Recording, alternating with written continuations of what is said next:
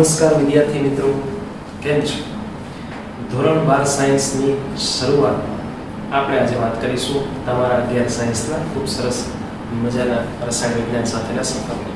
11 સાયન્સમાં આપ સૌએ ઘણા બધા પાઠનો અભ્યાસ કર્યો છે, ખૂબ રસપૂર્વક અભ્યાસ કર્યો છે.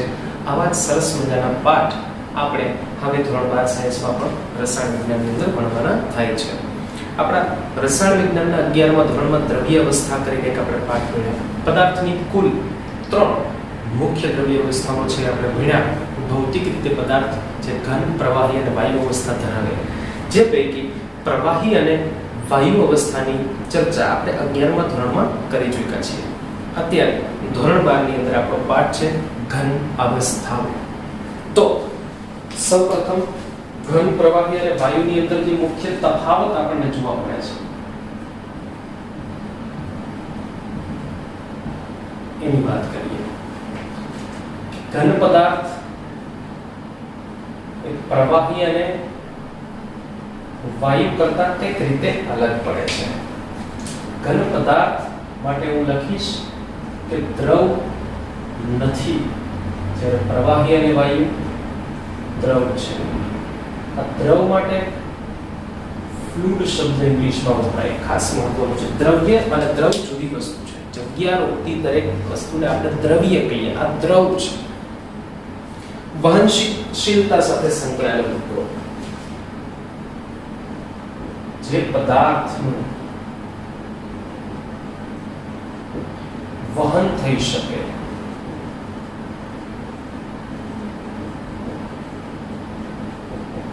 તેને દ્રવ કહે છે. પ્રવાહી અને વાયુઓમાં આપણે જોઈએ છીએ કે એના અણુઓ વચ્ચેનું આંતર આણ્વીય આકર્ષણ બળ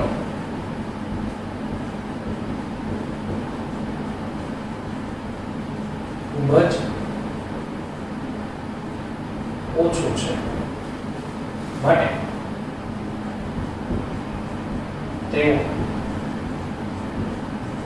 વહનશીલતા દર્શાવે છે. આથી તેમને દ્રવ કહી શકાય છે. પરંતુ ઘન પદાર્થો ખૂબ જ પ્રબળ એવું આંતરાણ્વીય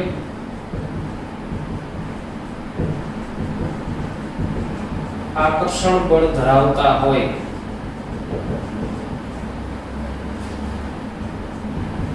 તેમના કણો પરમાણુ અણુ નિશ્ચિત સ્થાને જ ગોઠવાય છે. સ્થાન નિશ્ચિત છે. ઘનના કણો તેના નિશ્ચિત સ્થાને કોઈ મધ્ય સ્થિતિએ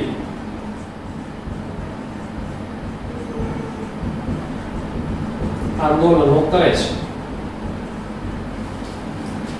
મધ્ય સ્થિતિ આંદોલનનો મતલબ કે ઘનના આવા જે કણો છે એ પોતાના સ્થાન પર નિશ્ચિત છે, છતાં પણ આ કે મધ્ય સ્થિતિની આસપાસ એ લોકો સતત ને સતત ઉપર અને નીચે આવી રીતે આંદોલન ગતિઓ કરતા હોય છે. થોડી વાર ઉપર જાય, નીચે આવે, ઉપર જાય, નીચે આવે. આ એની મધ્ય સ્થિતિ છે. પરંતુ પોતાનું સ્થાન છોડતા નથી. સ્થાન નિશ્ચિત છે. આથી તેઓ વહનશીલતા દર્શાવતા ન હોવાથી તેમને દ્રવ કહી શકાય. દ્રવ નથી કહી શકાય કારણ કે વહનશીલતા એની અંદર આપણને જોવા મળતી નથી.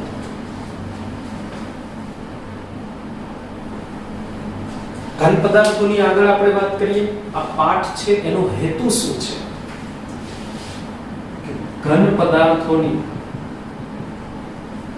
રચના, બંધારણ અને ગુણધર્મોના અભ્યાસથી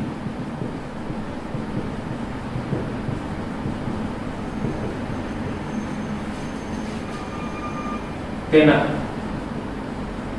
વિશે સંશોધનો કરી શકાયા છે.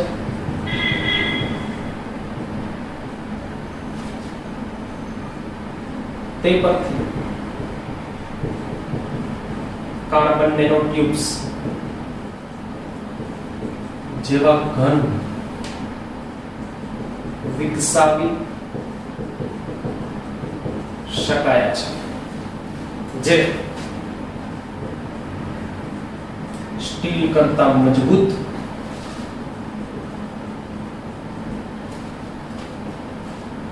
એલ્યુમિનિયમ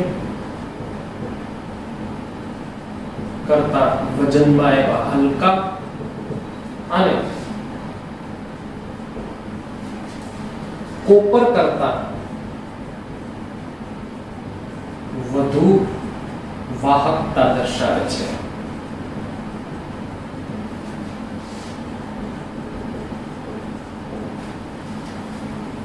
તો આ ઘનની અભ્યાસ કરવાની વાત પરથી જે વિજ્ઞાનની અંદર આપણે હાંસલ કરી શક્યા છીએ તેવી વસ્તુઓ છે.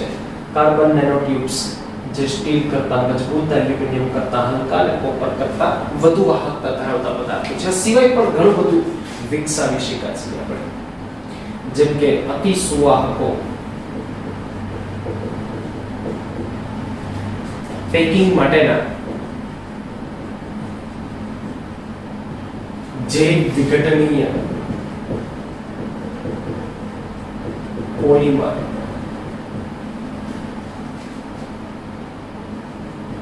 જૈવ સુસંગત સર્જિકલ ઇમ્પ્લાન્ટ ના સાધનો, ઘણા બધા એવા ચુંબકીય પદાર્થો વગેરે ઘન પદાર્થના બંધારણો, ગુણધર્મોના અભ્યાસ પરથી આપણે વિકસાવી શક્યા છે. અતિસુવાહકો કે જેની રેઝિસ્ટિવિટી, જેની અવરોધકતા 0 છે એવા પદાર્થો. પેકિંગ માટે જૈવ વિઘટનીય, જેમ કે આપણે જાણીએ છીએ ઘણી વખત કોઈ જગ્યાએ આપણને કોઈ વધારે મોટો ઘા કે જખમ લાગે અને સ્ટીચિસ લેવામાં આવે, ટાંકા લેવા પડે. એને ટાંકા કઢાવવા જવા પડતા હતા, પરંતુ હવે નથી કઢાવવા પડતા. જૈવ વિઘટનીય, એનું વિઘટન થઈ જાય છે. જૈવ સુસંગત સર્જિકલ ઇમ્પ્લાન્ટના સાધનો, જૈવ એટલે શરીર સાથે, સજીવ સાથે સુસંગત છે એવા સર્જિકલ ઇમ્પ્લાન્ટ, એટલે કે આપણે જે ઓપરેશન્સ કરતા હોય અને એવા કોઈ પાર્ટ્સ, ઘણી વખત હાર્ટની અંદર કોઈ એવી સ્પ્રિંગ આપણે બોલતા હોય શબ્દ છે, તો આ જે બધી વસ્તુઓ છે કે જે શરીરના ભાગોની અંદર દાખલ કરવામાં આવે, એ શરીરના ભાગો સાથે સુસંગત થઈને રહે એવા પદાર્થો વિકસાવી શક્યા છે, એટલે શરીર સહન કરી શકે છે. ચુંબકીય પદાર્થો, ઘણી બધી વસ્તુઓ આપણે આ પદાર્થ પરથી વિકસાવી, ઘન પદાર્થોના અભ્યાસ પરથી વિકસાવી શક્યા છીએ. તો આવા સરસ મજાના એક ઘન પદાર્થો છે, એની ચર્ચાઓ આપણે આગળ વધારીશું કે ઘન પદાર્થોના પ્રકારો કેટલા છે એની ચર્ચા કરીએ. તો પાઠમાં થોડા વ્યવસ્થિત રીતે એન્ટર થઈએ. ઘન પદાર્થના પ્રકારો. મુખ્યત્વે ઘન પદાર્થ બે પ્રકારના છે. પહેલી વાત આપણે કરશું સ્ફટિકમય ઘન પદાર્થોની. સ્ફટિકમય ઘન પદાર્થો કોને કહેવાય? એવા ઘન પદાર્થો કે જેના ઘટક કણો એટલે કે એની અંદર જે નાના નાનો કણ છે, અણુ હોય, પરમાણુ હોય, આયન હોય, એ સુવ્યવસ્થિત રીતે ગોઠવાયેલા હોય. એકદમ વ્યવસ્થિત રીતે જે ઘટક કણો ગોઠવાયેલા હોય સ્ફટિકમય ઘન પદાર્થો કહેવાય. કે જેના ઘટક કણો સુવ્યવસ્થિત ભાતમાં ગોઠવાયેલા છે, લાંબા ગાળા સુધી તેની ગોઠવણ નિયમિત અને પુનરાવર્તિત, મતલબ કે ઘન પદાર્થની ગોઠવણ તમે અહીંયા જેવી જોવો છો, થોડા ગાળા પછી આગળ જઈને જો તો એ જ પ્રકારે ગોઠવણ હોય, બદલાતી નથી, જે છે એ પેટર્ન વ્યવસ્થિત રીતે સચવાય છે. તો નિયમિત ગોઠવણ વાળા પદાર્થો છે સ્ફટિકમય ઘન પદાર્થો કહેવાય. દાખલા તરીકે NaCl થઈ ગયું, KCl થઈ ગયું, ક્વાર્ટઝ થઈ ગયું. તો આવા બધા પદાર્થો છે સ્ફટિકમય ઘન પદાર્થો છે. બીજી વાત કરીએ આપણે અસ્ફટિકમય ઘન પદાર્થો, જેના ઘટક કણો નિયમિત ભાતથી ગોઠવાયેલા નથી.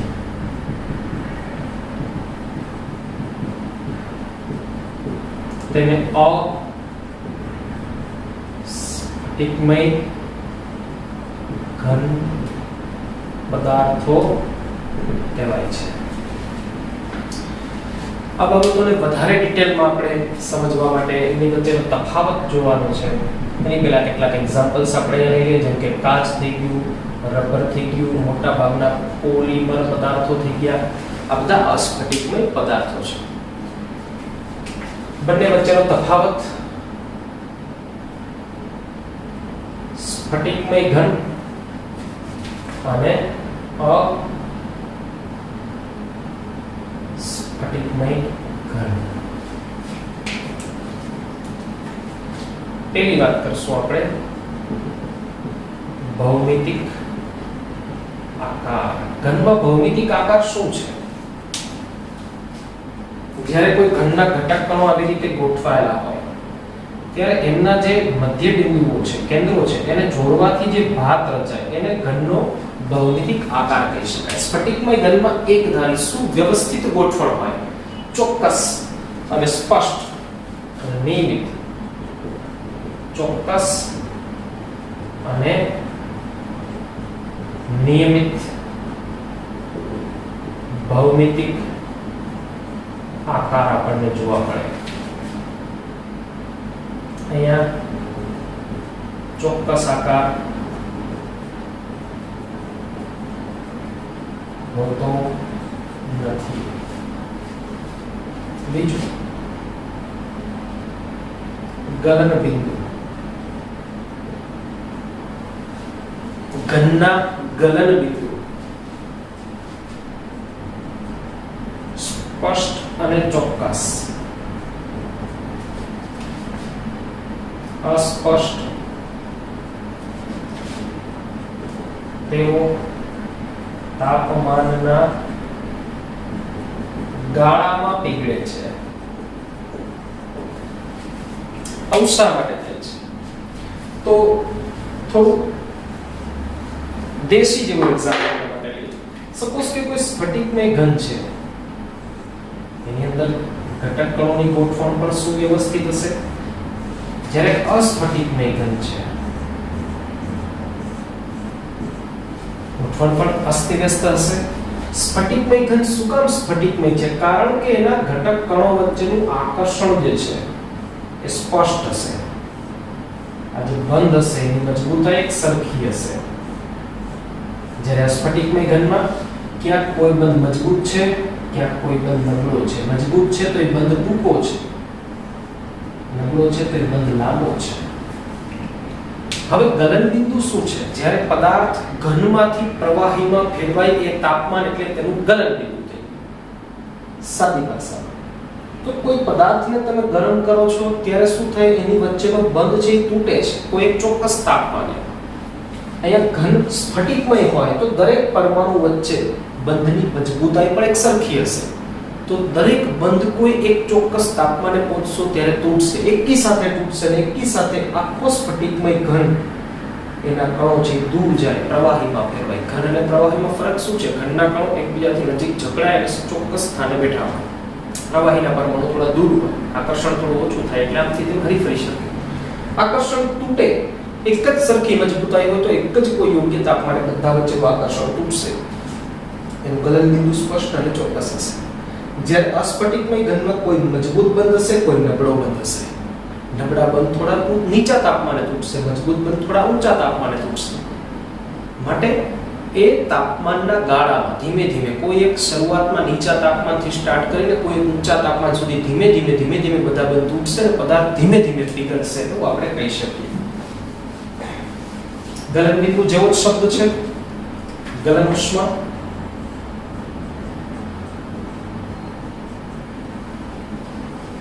પદાર્થનું ગલન કરવા માટે આપવી પડતી ઉષ્મા. તેના માટે કોઈ નવા શબ્દો લખવા માંગતો નથી. સ્પષ્ટ અને ચોક્કસ લખીશ અસ્પષ્ટ અનિયમિત ગલન ઉષ્મા. ચોથો ગુણધર્મ ચિરાળ ગુણધર્મ.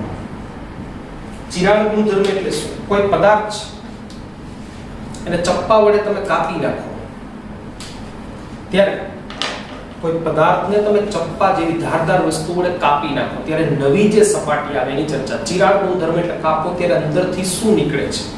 ચપ્પા વડે ધારદાર સાધન વડે કાપી નાખો છો. બંને સપાટી સમાન લીસી સપાટીઓ આવે. બંને સપાટીઓ અસ્પષ્ટ હશે, જુદી જુદી હશે, લીસી પણ નહીં હોય.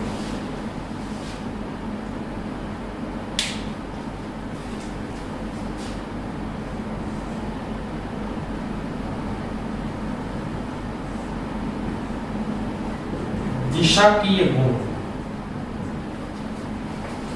વિષમદેશી સમદેશી. શું છે દિશાકીય ગુણ? શું છે વિષમ? વિષમ એટલે જુદું જુદું, સમ એટલે સમાન. આ વિષમદેશિક છે, સમદેશિક છે. વાત કરીએ આપણે કોઈ સ્ફટિકમય અને કોઈ અસ્ફટિકમય ઘનના એક્ઝામ્પલ્સ. કોઈ સ્ફટિકમય ઘન છે, ધારો કે ધનાયન છે, અરુણાયન, ધનાયન, અરુણાયન, અરુણાયન, ધનાયન, અરુણાયન, ધનાયન.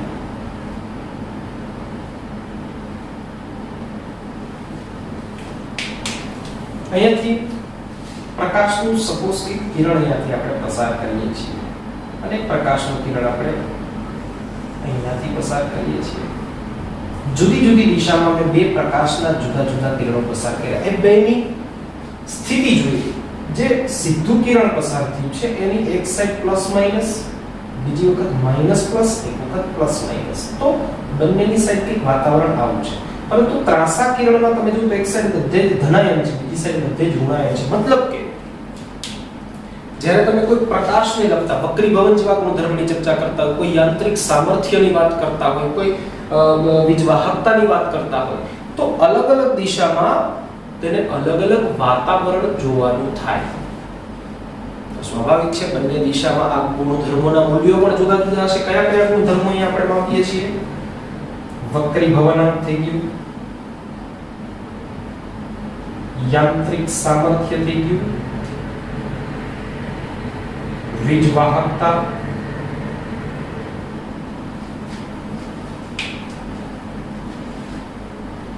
તો આવા જે ગુણધર્મો છે સ્ફટિકમય ઘનમાં વિષમદેશિક છે, મતલબ જુદા જુદા છે. જુદી જુદી દિશામાં આવા ગુણધર્મોનું મૂલ્ય જુદું જુદું છે.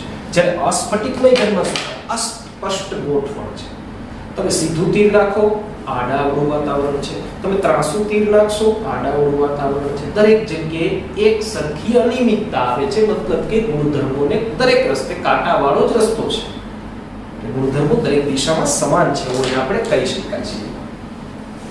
તો થોડું અજુગતું લાગે એવું છે. સ્ફટિકમય ઘનમાં ગુણધર્મો જુદી જુદી દિશામાં જુદા જુદા, અસ્ફટિકમય ઘનમાં ગુણધર્મો જુદી જુદી દિશામાં સરખા. મુદ્દા નંબર 6 સ્વભાવ. આ લોકો સાચા ઘન છે અને આ લોકો છે આભાસી ઘન. જાણે કે ઠંડા કરેલા પ્રવાહી. સ્ફટિકમય ઘન છે અને ગુણધર્મો મોટાભાગે પ્રવાહી જેવા છે. કોઈ રેગ્યુલારિટી નહીં, કોઈ નિયમિતતા નહીં, પ્રવાહી જેવું વર્તન છે. એટલે એવું લાગે છે કે ઘન જેવો આભાસ કરાવે છે પણ એકચ્યુઅલમાં પ્રવાહી હોય એવું લાગે છે. અને ઘણા પ્રવાહીના ગુણધર્મો અસ્ફટિકમય ઘનમાં જોવા પણ મળે છે, જેમ કે એ લોકો વહનશીલતા દર્શાવે છે. અને વહનશીલતા એ આપણે નરી આંખે જોઈ શકતા નથી, પરંતુ ઘણી વખત આપણા ધ્યાનમાં એવો મુદ્દો આવ્યો હોય કદાચ કે વર્ષો જૂની કોઈ કાચની બારીનું આપણે અવલોકન કરીએ. વર્ષો જૂની કાચ અસ્ફટિકમય ઘન છે, વહનશીલતા દર્શાવે છે. વહનશીલતા ગુરુત્વાકર્ષણની દિશામાં હોઈ શકે. કાચનું અવલોકન કરીએ, બહુ લાંબા ટાઈમથી કોઈ બારીનો કાચ હોય, ઉપરથી પતલો હશે, નીચેથી જાડો હશે, કાચ ધીમે ધીમે નીચે તરફ વહન પામતો હશે. એ લોકો વહનશીલતા જેવા ગુણધર્મો દર્શાવે છે, એટલે ઘન હોવાનો માત્ર આભાસ કરાવે છે, બાકી એકચ્યુઅલી પ્રવાહી છે એવું આપણે કહી શકીએ. ઠંડા કરી દીધા છે એકદમ, એટલે ઘન થઈ ગયા છે, પણ છે પ્રવાહી એવું આપણે જોઈ શકીએ છીએ.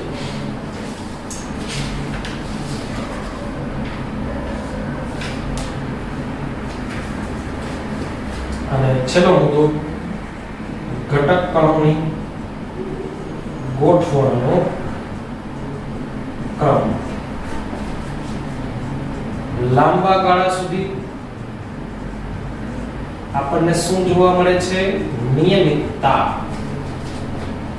માત્ર ટૂંકા ગાળા પૂરતી નિયમિતતા હોય કદાચ. લાંબા ગાળે તો એકદમ અનિયમિત ઘટક કણોની ગોઠવણ દર્શાવે છે. તો આવી રીતે આપણે સ્ફટિકમય ઘન અને અસ્ફટિકમય ઘન વચ્ચેનો તફાવત છે સમજી શક્યા છીએ. અને ખાસ શબ્દ લેખો છે બુકની અંદર, બહુસ્ફટિકમય પદાર્થો. બહુસ્ફટિકમય પદાર્થો શું છે? તો સ્ફટિકમય ઘન પદાર્થોની અને અસ્ફટિકમય ઘન પદાર્થોની વ્યવસ્થિત ગોઠવણ અને અસ્પષ્ટ ગોઠવણ વચ્ચે કની અવસ્થા છે. સ્ફટિકમય ઘનમાં તમે ધારો કોઈ એક સુવ્યવસ્થિત કણોની ગોઠવણ ધરાવતો સ્ફટિકમય ઘન છે, એમાંથી કોઈ એને આવી રીતે મચકોડી નાખે, એટલે વચ્ચે ક્યાંક એમાં એવી રીતે કણોની ગોઠવણ છે ડિસ્ટિંક્ટ થાય કે ક્યાંક થોડા ભાગમાં નિયમિતતા થોડીક એવી અનિયમિતતા, ઘણી નિયમિતતા, થોડીક એવી અનિયમિતતા, આ ટાઈપનો એક પદાર્થ છે બહુસ્ફટિકમય ઘન કહેવાય. ઘણા બધા બહુસ્ફટિકમય ઘન પદાર્થો છે. એકાદ ઇમેજ આપણે અહીંયા જોઈ લઈએ કે જે આપણને સમજાવે કે બહુસ્ફટિકમય પદાર્થો શું છે. સ્ફટિકમય અને અસ્ફટિકમયની વચ્ચેના છે. એમાં નિયમિતતા છે, વળી ક્યાંક ક્યાંક થોડી એવી અનિયમિતતા છે. તો બહુસ્ફટિકમય પદાર્થો પણ એની વચ્ચેની અવસ્થાને આપણે કહીએ છીએ. તો આ હતા આપણા ઘન પદાર્થો. એમાં સ્ફટિકમય ઘન અને અસ્ફટિકમય ઘનના આપણે તફાવતની પણ ચર્ચા કરી ગયા છીએ. હવે આપણે વાત કરીશું સ્ફટિકમય ઘન. આ એવા પદાર્થો છે કે જેમાં લાંબા ગાળે નિયમિતતા છે, એવા પદાર્થો છે કે જેના ટૂંકા ભાગનો પણ આપણે અભ્યાસ કરીએ. સ્ફટિકમય ઘનના નાના એવા ભાગનો આપણે અભ્યાસ કરીએ તો પણ આખા જ ઘનમાં કેવી ગોઠવણ, કેવા ગુણધર્મો હશે એની આગાહી આપણે કરી શકીએ. ખૂબ નાના એવા વિસ્તારમાંથી આ સ્ફટિક, કારણ કે દરેક જગ્યાએ નિયમિતતા છે. તો હવે આપણે આગળ વધીશું સ્ફટિકમય ઘન પદાર્થોમાં, અને ખાસ એમાં આપણે શરૂઆત કરીશું સ્ફટિકમય ઘનના વર્ગીકરણની.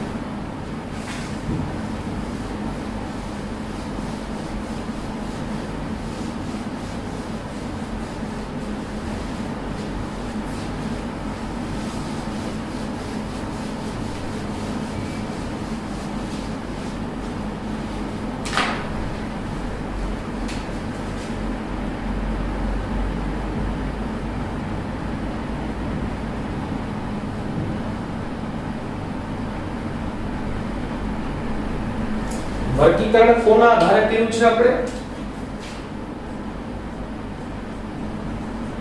બંધન બળોના આધારે. બંધન બળો, આકર્ષણ બળો, એના આધારે વર્ગીકરણ ચાર રીતે કરી શકાય. એમાં પહેલું આપણે ભણવાનું છે આણ્વીય ઘન. ચાર પ્રકારમાં પહેલો પ્રકાર છે આણ્વીય ઘન. આણ્વીય ઘન કોને કહી શકાય? તો જેનો નાનામાં નાનો કણ, એટલે કે જેનો ઘટક કણ અણુ છે, એને આપણે આણ્વીય ઘન કહીશું. તો પણ અણુના ઘણા બધા પ્રકાર છે.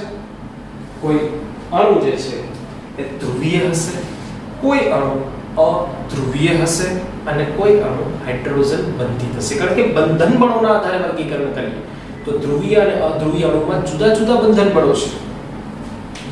અહીંયા આણ્વીય ઘનમાં આપણે બંધન બળ એ વાન ડર વાલ્સ આકર્ષણ છે, એ યાદ રાખીશું. અને એની અંદર હવે આપણે એના પેટા પ્રકારોની ચર્ચા કરીએ. તો પહેલો પેટા પ્રકાર છે એ અધ્રુવીય આણ્વીય ઘન. આણ્વીય ઘનમાં અણુ એનો ઘટક કણ છે. અણુ તો ધ્રુવીય અધ્રુવીય એવા ઘણા બધા પ્રકારના હોય. તો આપણે અધ્રુવીય આણ્વીય ઘન કે જેનો ઘટક કણ એ અધ્રુવીય અણુ છે, એમાં બંધન બળ એ વાન ડર વાલ્સમાં પણ એનો પ્રકાર છે લંડન બળ અથવા વિક્ષેપણ બળ. અતિ નબળું બળ છે એની અંદર જોવા મળે છે. એટલે આપણે અહીંયા ઓરડાના તાપમાને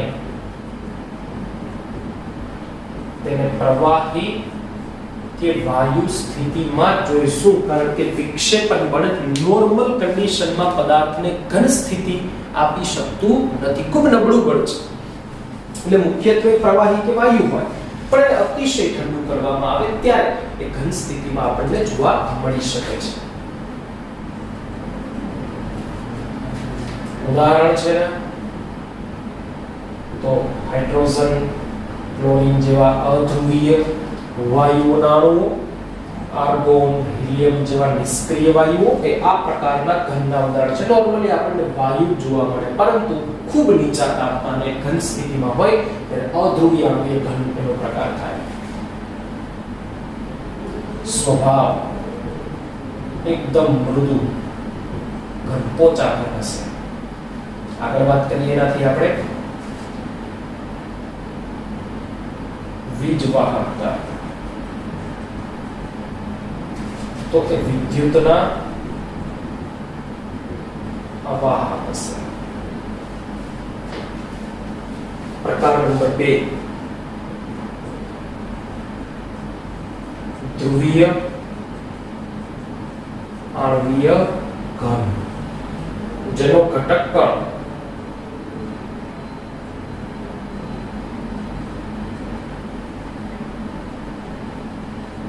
ધ્રુવીય અણુ છે. એની અંદર દ્વિધ્રુવીય આકર્ષણ જોવા આપણને મળે છે, જે લંડન બળ કરતા થોડું મજબૂત છે. નોર્મલી તો એ પણ પ્રવાહી કે વાયુ જશે ઓરડાના તાપમાને. એના એક્ઝામ્પલ્સ ની વાત કરીએ તો એમાં અમોનિયા છે, સલ્ફર ડાયોક્સાઇડ છે. આ બધા ધ્રુવીય પદાર્થો છે અને ધ્રુવીય આણ્વીય ઘન બનાવે છે. એ પણ સ્વભાવે તો મૃદુ ઘન છે અને એ પણ વિદ્યુતના અવાહક છે. ત્રીજો પ્રકાર થઈ ગયો છે એમાં હાઇડ્રોજન બંધિત આણ્વીય ઘન. એમાં હાઇડ્રોજન પરમાણુ ધરાવતા અણુઓ. યા થોડું વ્યવસ્થિત લખીએ આપણે.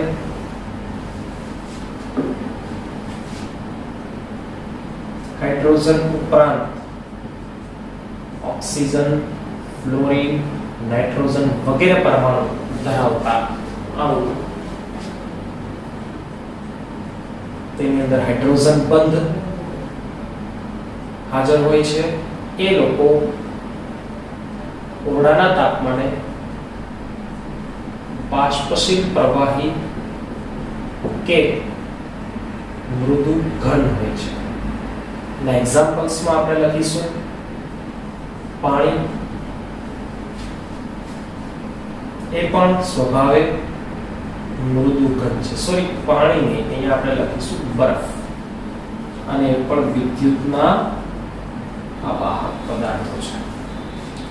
તો આણ્વીય ઘન પ્રથમ મુદ્દો આપણો, જેના 3 પ્રકારોની આપણે ચર્ચા કરી. તો 3 પ્રકારના અલગ અલગ અણુ છે, તો 3 પ્રકારના આણ્વીય ઘન આપણને જોવા મળી શકે છે.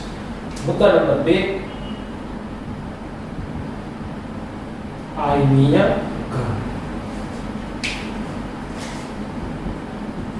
જેનો ઘટક કણ આયન છે, બંધન બળ, આકર્ષણ બળ, કુલંબીય આકર્ષણ છે, તેઓ ઓરડાના તાપમાને ઘન જ હોય છે અને સ્વભાવની વાત કરીએ સીધી તો સ્વભાવ એકદમ સખત અને બરડ હોય છે. NaCl મીઠું, સોડિયમ ક્લોરાઇડ સરસ રીતે મગજમાં બેસે, એકદમ સખત હોય, દબાવી ન શકાય, પરંતુ બરડ એટલે કે બટકણા હોય છે. વાહકતાની વાત કરીએ તો ઘન સ્થિતિમાં એ લોકો અવાહક જ હોય છે, પરંતુ પીગલિત કે દ્રાવણ સ્થિતિમાં જ્યારે હોય ત્યારે તે સુવાહક હોઈ શકે છે. કારણ કે ઘન સ્થિતિમાં એના ધન અને ઋણ આયનો એકબીજા પ્રત્યે પ્રબળ કુલંબીય આકર્ષણથી જકડાયેલા છે, મુક્ત નથી, વીજવહન ન કરી શકે. પરંતુ એને પીગાડી અથવા તો એનું દ્રાવણ બનાવીએ તો એના આયનો એકબીજાથી છૂટા પડે, મુક્ત થાય છે, અને પછી વીજ વહન માટે આવા આયનો ઉપયોગી થાય. આયનો વડે વિદ્યુતનું વહન થાય, પણ પીગલિત કે દ્રાવણ સ્થિતિમાં ઘન અવસ્થામાં આયનીય ઘન અવાહક જ હોય છે. તો આવા આયનીય ઘન પદાર્થોની આવી સરસ લાક્ષણિકતાઓ પણ તમને યાદ રહેવી જોઈએ. એના પછી ધાત્વીય ઘન.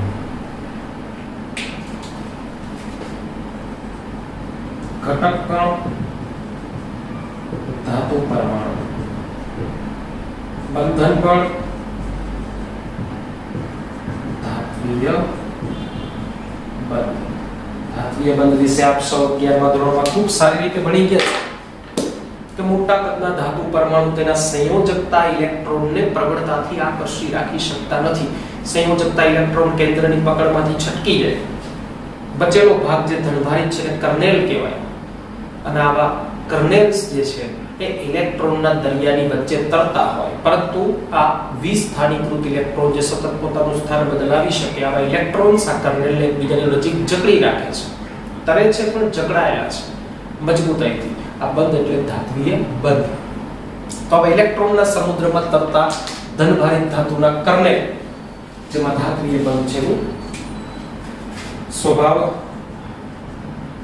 મોટા ભાગે મજબૂત ઘન હોય છે.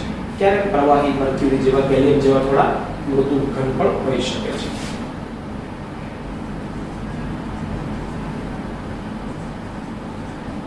વિદ્યુત અને ઉષ્મા બંનેના એકદમ સુવાહક, વિસ્થાનીકૃત ઇલેક્ટ્રોન વીજ વહન કરી શકે, એકદમ સુવાહક પદાર્થો છે. એ ઉપરાંત તેના ગુણધર્મોની વાત કરીએ, ચળકાટ, રંગ, તણાવપણું અને ટીપાવપણું પણ આપણને જોવા મળે છે. કારણ કે એની પાસે વધારાના વિસ્થાનીકૃત ઇલેક્ટ્રોન્સ છે જે ધાતુઓને ચળકાટ આપે છે, કોઈ રંગ આપે છે, તણાવપણું અને ટીપાવપણું છે એની પાસે જે બીજે ક્યાંય જ ન હોય. તમે તાણી અને એને લાંબા તાર બનાવી શકો, ટીપી અને એને યોગ્ય આકાર આપી શકો, બીજે ન જોવા મળે. આપણે ક્યારેય નથી સેન્ડ્યું કાં તો NaCl નો મીઠાનો એક ટુકડો લીધો, હથોડીથી સરસ મજાનો એને ભટકાવી અને આમ ગોળ આકાર આપી દીધો. શક્ય નથી, એ ભટકી જાય, ભટકણો છે, બરડ છે. ધાતુ પાસે જ છે તણાવપણું અને ટીપાવપણું. કોઈ આયનીય ઘન મીઠાનો તાણીને તાર ન બનાવી શકાય, એ માત્ર ધાતુઓ પાસે જ લચકપણું છે. આવા સરસ મજાના ગુણધર્મો ધરાવતી ધાતુ અને એની વિશે આપણે ચર્ચાઓ કરી. એના પછી છેલ્લો મુદ્દો છે આપણો સહસંયોજક ઘન.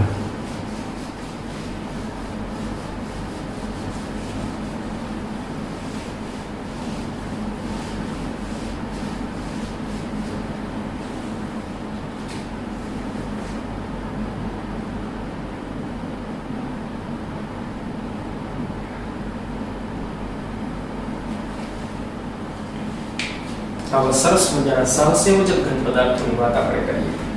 જેનો ઘટક પણ મોટા ભાગે અધાતુ પરમાણુ હશે.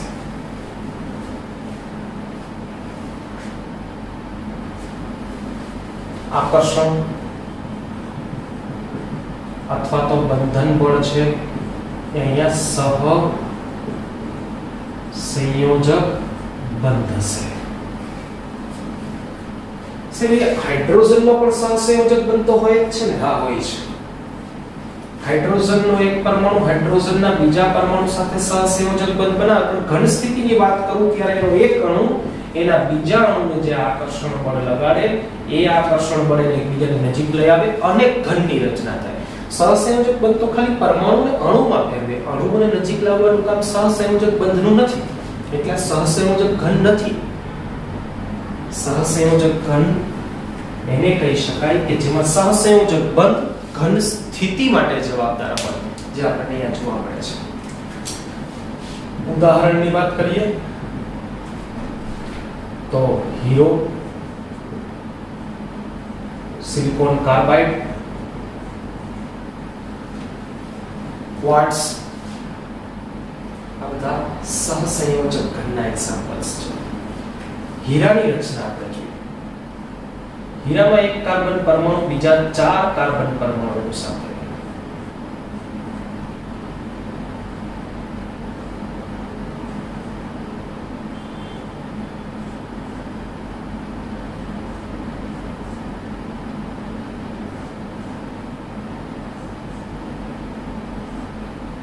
એકબીજા સાથે સતત તેઓ સહસંયોજક બંધથી જોડાયેલા હોય છે. એક કાર્બન બીજા 4 કાર્બન સાથે. કોઈ પણ બે કાર્બન વચ્ચેનું અંતર સ્પષ્ટ અને ચોક્કસ 154 પાઇકોમીટર જોવા મળ્યા. અને બધા જ કાર્બન પરમાણુ ત્રિપરિમાણીય સરસ મજાની ગોઠવણ, એકદમ સરસ મજાની ત્રિપરિમાણીય ગોઠવણ છે દર્શાવે છે. અને એ આકાર પણ ફિક્સ હોય.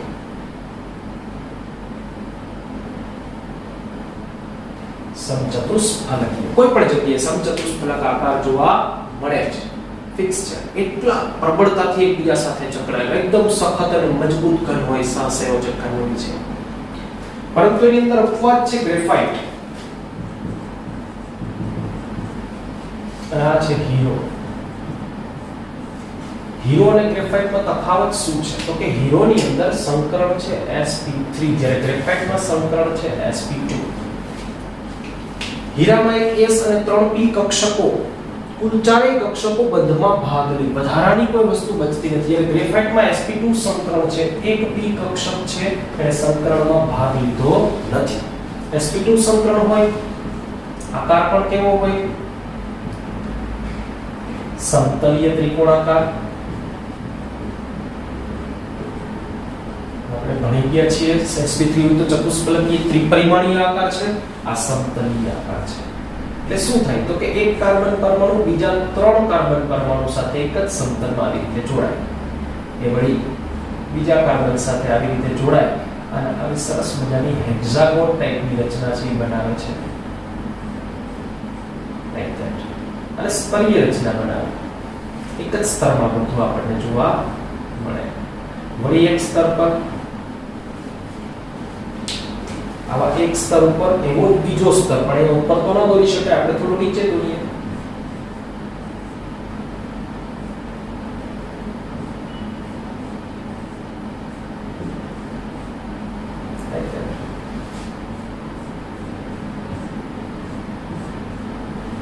આવી રચના આપણને જોવા મળે છે.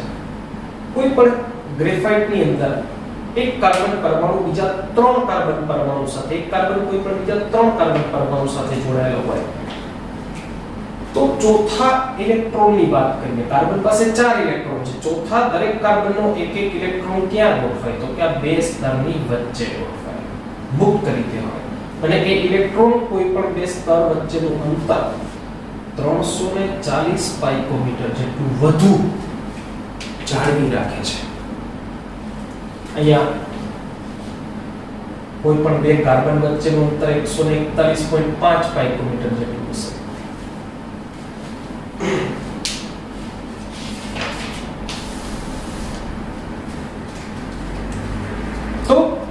ગ્રેફાઇટમાં શું થાય તો કાર્બન બીજા કાર્બન સાથે એક સમતલમાં ગોઠવાય છે, એક સ્તર બનાવે, વળી બીજું સ્તર એની ઉપર, વળી ત્રીજું સ્તર એની ઉપર, આવા સ્તરીય રચના છે અને બે સ્તરો વચ્ચે ખાસું એવું 340 પાઇકોમીટરનું અંતર છે, જે દરેક કાર્બનના વધારાના એક ઇલેક્ટ્રોનની ત્યાં ગોઠવણ થવાના કારણે જોવા મળે છે. આવા વધારાના ઇલેક્ટ્રોનના કારણે શું તકલીફ પડે છે, શું ફાયદાઓ થાય છે તો કે હીરોની વાત કરીએ તો એકદમ સખત મજબૂત છે, ગ્રેફાઇટ છે મૃદુ છે, હીરો છે અવાહક છે, આ સુવાહક છે. હીરામાં ત્રિપરિમાણીય રચના આપણને જોવા મળે, જ્યારે આ સમતલીય સ્તરીય રચના દર્શાવે છે. હીરામાં એક પણ ઇલેક્ટ્રોન મુક્ત નથી, એક ઇલેક્ટ્રોન મુક્ત છે એટલે વિદ્યુતનું વહન પણ કરી શકે છે. મૃદુ છે, અપવાદરૂપ છે. સહસંયોજક ઘનમાં ગ્રેફાઇટ અપવાદરૂપ છે, સહસંયોજક છે પણ મૃદુ છે, સુવાહક છે, સમતલીય છે, ત્રિપરિમાણીય નથી. આવી આપણે વાતો છે કરી શકીએ છીએ. તો આ સરસ મજાના ગ્રેફાઇટના ઉદાહરણથી આપણે યાદ રાખવાનું છે મૃદુ, સુવાહક, સમતલીય, સ્તરીય, sp2 સંકરણ અપવાદરૂપ રચના છે. તો હવે સરસ મજાના પદાર્થોના ચાર જે મુખ્ય પ્રકારો આણ્વીય, આયનીય, ધાત્વીય અને સહસંયોજક ઘન છે આપણે ચર્ચા કરી છે. એક ગ્રેફાઇટ વિશે યાદ રાખવાનું છે કે એમના બે સ્તરો વચ્ચે ઇલેક્ટ્રોનની હાજરીના કારણે જે વધુ અંતર છે એના કારણે એના બે સ્તરો એકબીજા પરથી સરળતાથી સરકી શકે છે, એમાં ઘર્ષણ ઓછું થાય, એટલે એ જેવું આપણે ગ્રીસ જેવા ઊંજણો વાપરીએ ત્યાં ઘન ઊંજણ જેવું કામ કરે છે. લુબ્રિકન્ટ જેને આપણે કહીએ, સોલિડ લુબ્રિકન્ટ. ઘણી જગ્યાએ શું હોય, મોટા મોટા મશીનો હોય, વાહનોના એન્જિન હોય, ખૂબ મોટો ઘસારો થતો હોય, ઘસારો ન થાય એટલે એની અંદર વચ્ચે આપણે ચિકાસવાળા પદાર્થો વાપરીએ જેને ઊંજણ લુબ્રિકન્ટ કહીએ છીએ. એન્જિનમાં ઓઇલ લગાડીએ છીએ, કોઈ બેરિંગની અંદર આપણે ગ્રીસ કરીએ છીએ, પણ હેવી મશીનરીમાં ખૂબ ઊંચા તાપમાને જ્યાં આવા ઓઇલ કે ગ્રીસ વિઘટન પામી જાય, કામ નથી કરી શકતા, આવા હેવી મશીનોમાં ગ્રેફાઇટનો ભૂકો ઊંજણ તરીકે વાપરવામાં આવે છે. ખૂબ સારું લુબ્રિકન્ટ છે. આવા ઘન પદાર્થોની વાત આપણે પ્રથમ લેક્ચરની અંદર ભણ્યા, જે ઘન પદાર્થો માટે વધુ વિગતે આપણે નેક્સ્ટ એના પછીના લેક્ચરમાં વાતો કરીશું. Thank you.